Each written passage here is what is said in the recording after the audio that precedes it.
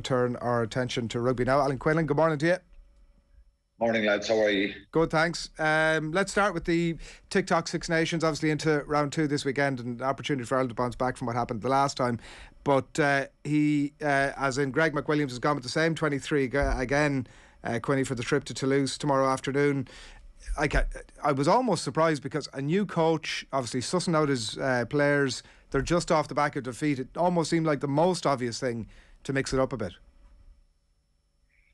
Yeah, I'm not sure. I think he's obviously gone for a bit of continuity and tried to focus this week. It's try to focus this week and just try fixing the some of the things that went wrong last week, and has obviously backed the players. So they gave away a lot of penalties last week. Turned the ball over at the breakdown a fair few times, and it's not going to get any easier this week. You know, playing France and Toulouse. Ireland have never won in France, so it's a different task for them.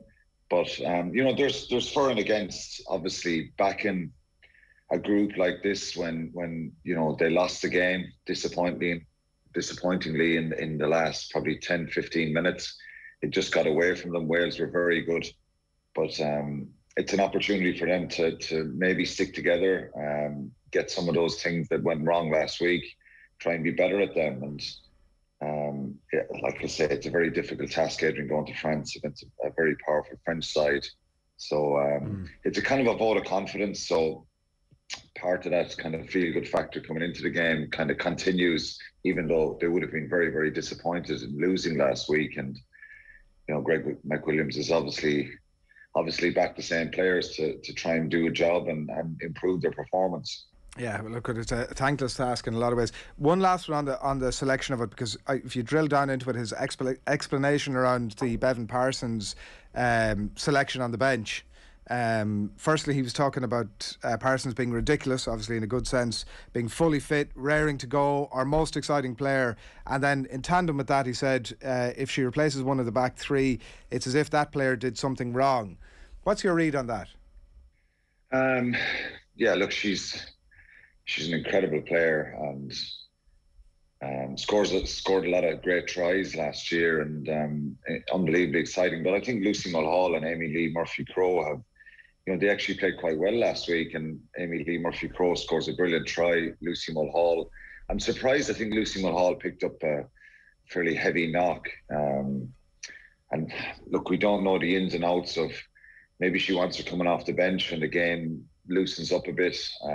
She's still fairly inexperienced in the 15s game, Bevan Parsons, but I don't know, I think you'd probably, he obviously has his reasons and wants that impact off the bench from her. She's an incredible player, but I think it's an area that there's a lot of pace in the Irish back three. So maybe she will come off the bench when the game opens up a little bit. But would it happen, you know, going forward, that she's a bench player? She's too good to be on the bench. Yeah. There's obviously some reasons why she hasn't started these first two games. Yeah. The backdrop, obviously, to the game is a huge defeat, obviously, to France in Dublin last year. It's the fact that most of these French players are on some version of a professional contract. It's the fact that, like, only the Ireland 7 players are on any kind of a contract. And even that, reading Cliona Foley's piece with Amy Lee Murphy-Crowe during the week in The Independent, even that is not great, to put it mildly, in terms of the sums of money, to the point that most of them would have to have part-time jobs. That's the context to all of this, Quinny. And like you say about like a tough task, a thankless task in so many ways, and like even listen to the language from the coaches and the players and the build up to it. It's almost as if there's an acceptance that the result isn't going to go our way, but we're looking for other benchmarks of performance. Yeah, you have to be realistic. You know, France, as you say, 56-15 last year in Dublin. Ireland beat Wales 45-0 in their game over in Cardiff last year. So maybe we'll see that kind of last year's form book ripped up and Ireland going and winning France for the first time. One of the main areas that's, you know, about performance, Adrian, it's about getting their set piece right. A number of lineouts last week were overthrown. There was a timing issue. It wasn't as if Wales were up contesting each one of those. it's hard in a couple of days to try and fix that, but you can certainly make it better. I think dealing with the pressure of France and their physical power, which an area which Ireland struggled last week, it's just been a bit shrewder at game management, playing in the right areas, and I think they'll back themselves to maybe trouble France and score tries. They scored some very good tries last week, so you have to be realistic here. It's a very, very big, tall order. But if you're Greg McWilliams and the players in that group, they've got to be thinking more than just we'll get a performance and this is acceptable. I think they've got to put pressure on themselves to try and take it to France and go after them when they have opportunities. But there's probably going to be a bit of short-term pain here for long-term gain about developing a game plan, giving experience to these girls. They're relatively inexperienced, lots of them. So it's another tough task for them. Having 6,000 people there last week was fantastic. France had 14,000 at their game, France against Italy. So this game, it's going to be a very, very, very big, raucous crowd. So they've got to deal with that. It's a new experience for them. But look, ultimately you hope, and deep down, they will hope that they can get a really good performance and score some tries. But to win the game, it's going to be very difficult. The worry now, especially if the results isn't great at the weekend, is that the gap actually gets bigger, Alan, right? That if you're professional, you know yourself, I assume that you can look at amateur players and say to yourself, well, things are just going to get better and better for me, while players are, relatively speaking, standing still from other nations who aren't professional. Yeah. There's nothing they can do about that, only try and get better themselves, because, and to be fair, they're trying not to compare themselves or look at England, France, even what has happened in Wales. I think ultimately they would all hope that at some stage they will be full-time, and that, being full-time, and I know from my own experience of what it does to the player, and it gives you more opportunity to get in better physical condition, learn more about the game, work day in, day out with your teammates, and you undoubtedly improve. So it's still a little bit of an uneven playing field, but I don't think they can focus on that at the moment. They've just got to try and get their own headspace right. And I saw where Greg McWilliams was speaking to the press that he wants to be respected, not liked. I think everyone wants that situation as a sports person, to try and earn respect. So they've got to earn the respect of each other and make sure they give it everything there tomorrow night and are tactically a little bit better. That they've learned from, some of the mistakes last week. And it's the same in any sport. If you're giving away penalties or infringements, you're going to make it more difficult for yourself. So they've got to be more disciplined.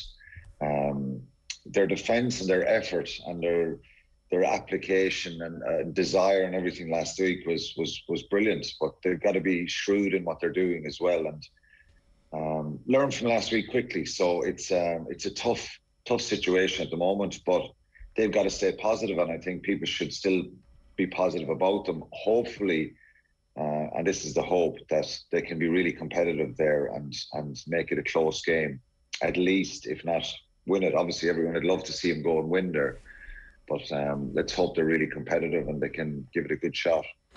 Leinster-Munster obviously is the other thing we want to talk to you about tomorrow night, Thomond Park. Roy O'Connor's a story in the Irish Independent this morning that the 27,000 stadium won't be sold out. There are several thousand tickets still up for sale. Is it somewhat surprising in the context of the rivalry?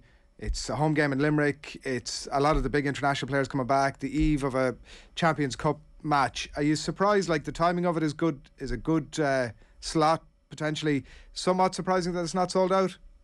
Yeah, very surprised. I think I listened to you earlier talking about that, reading the headlines in the paper, and I was pretty surprised that is the situation.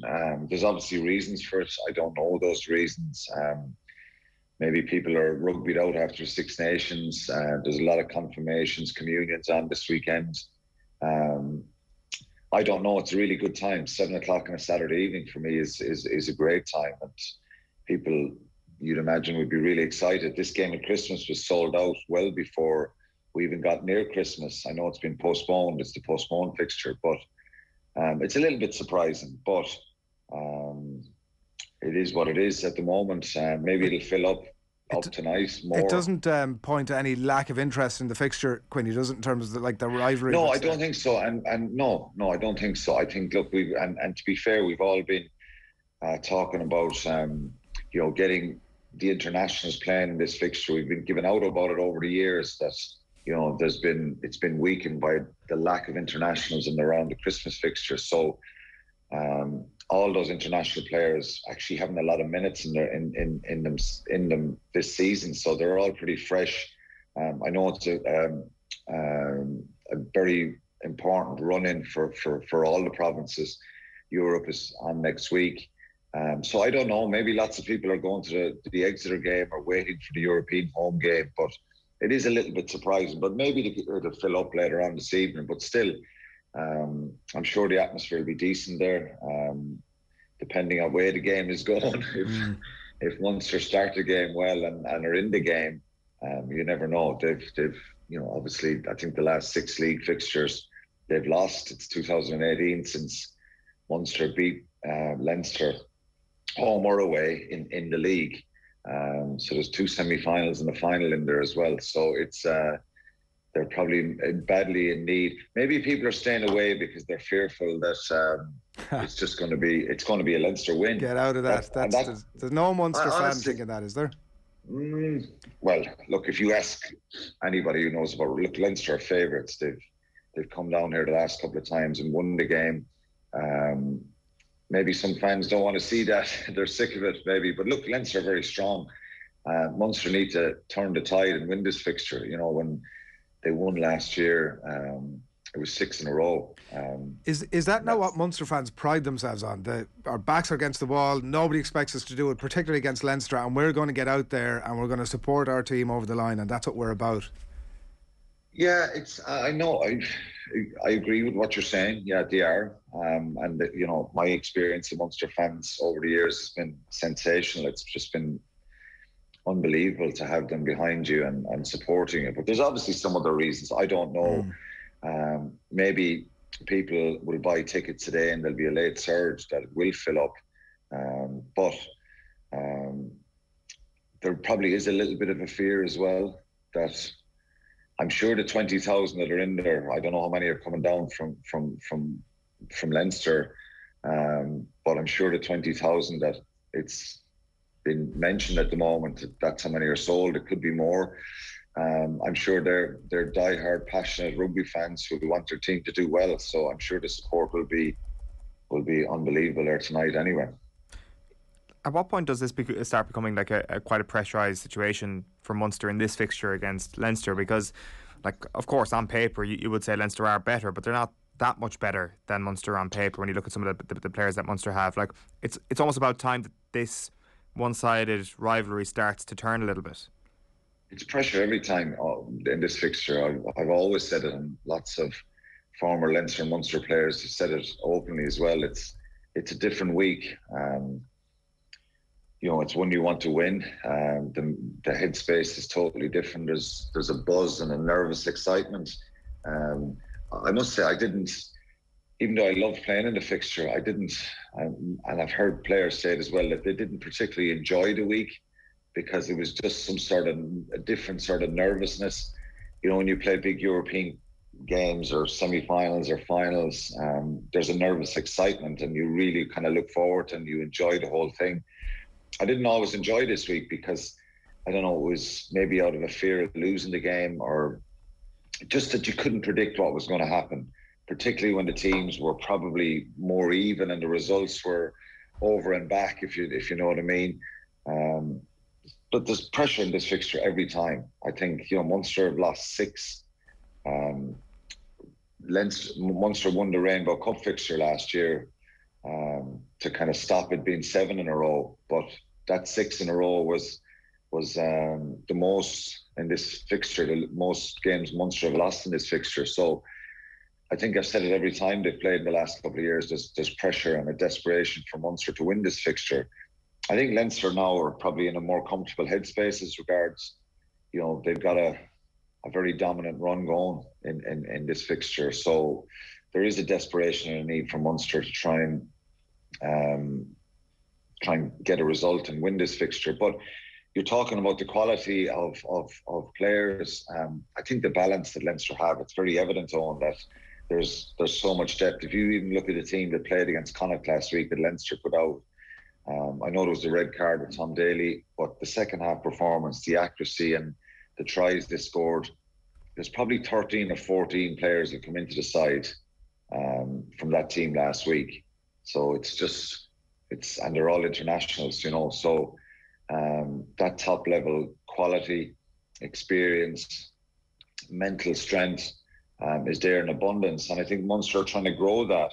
Certain areas they're a little bit weaker than what Leinster are at. So for them tonight, they've just got to, without doubt, and it goes without saying, you've got to bring a physicality to this fixture and a real despair, if you like, to try and win it. But you get an opportunity too, you've got to take it. And I think Leinster have taken them in the last couple of years and been more accurate in what they've been trying to do. So that's what Munster need to do to try and be in with a shout of winning this fixture. There's a real rallying cry from Ronan O'Gara in the Examiner this morning as well. He's talking about, he says, and he sort of couches it in the bear with me type phraseology, but that the Leinster game for Munster this weekend is more important in the long term than the back-to-back Exeter games. I don't know. Is it? I'm not entirely disagreeing with Ronan. I do believe psychologically they've got to beat a full-strength Leinster team to kind of turn that page. You know, winning in that Rainbow Cup game last year, Adrian, you know yourself, and everybody knows that was a second string stroke third string Leinster side. Some very good players in the field. It was a very strong Munster side, and they had a chance of winning silverware. It obviously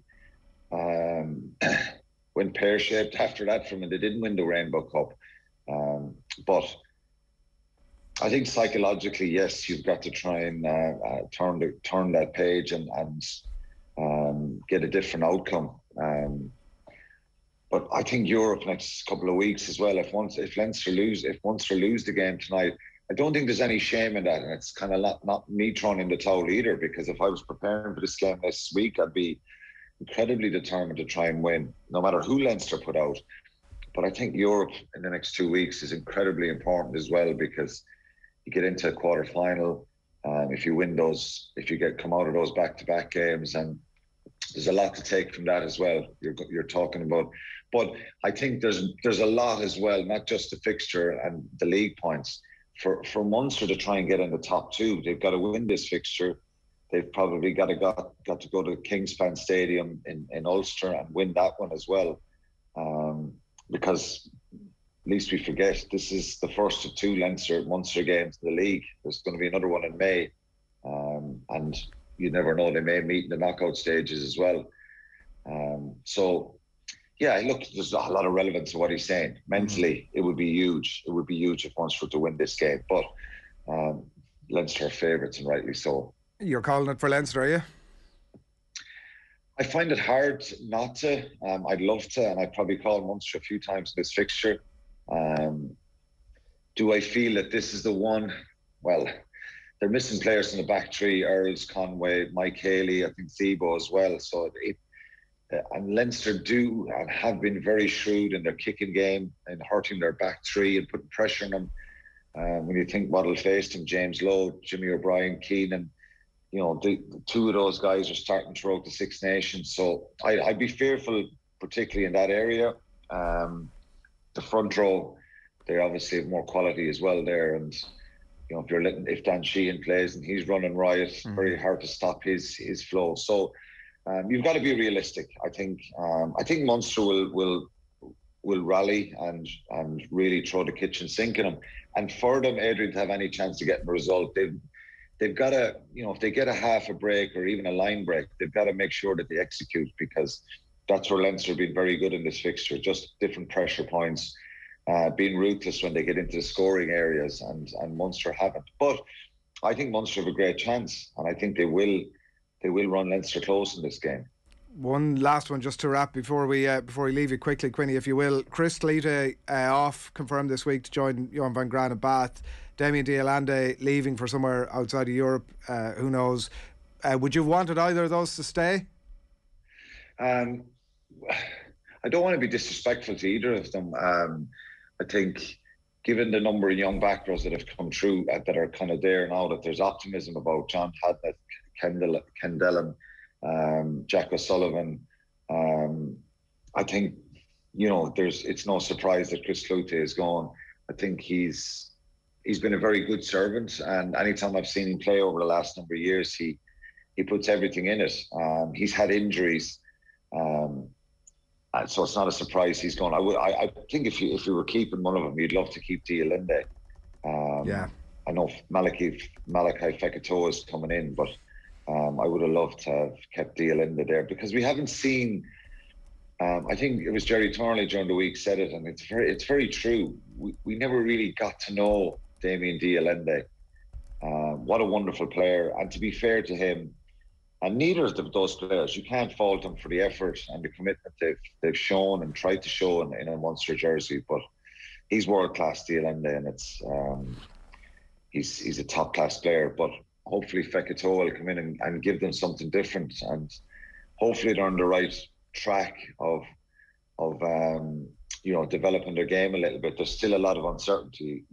Obviously the coach's announcement, it's not going to come out on April Fool's Day. I thought it would come out this week. It was being speculated, so I think it'll probably be early next week where we'll know who the head coach is and what the plan is going forward. Yeah, I'd normally say at this point of the week, enjoy the rugby over the weekend, Quinny. It doesn't hugely apply to events tomorrow night. But you're a Connacht man, Adrian. I keep saying it. Get out of it. Time to kill his mic. Good man. Cheers, lads. Thanks, Alan Quinn on the line there. It's a nightmare for me tomorrow night on. Absolute nightmare. My wife is going out and I have to put the kids to bed. The match is at 7 o'clock. It's a total disaster. Even if it was at 8 o'clock, I could get them to bed a little bit early. There's 3 of them now. It's a disaster. The idea of a cheese board and wine is totally off the table. If I get to see bits and pieces of the first half, I'll be doing well.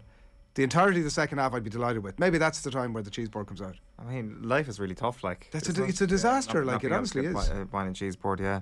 Even just to sit down and without distraction watch the game. Yeah, by the game, you got to be careful here. There's Cork and Waterford people potentially listening. Yeah. The game could be something very different to them. Well, you know what I'm talking about.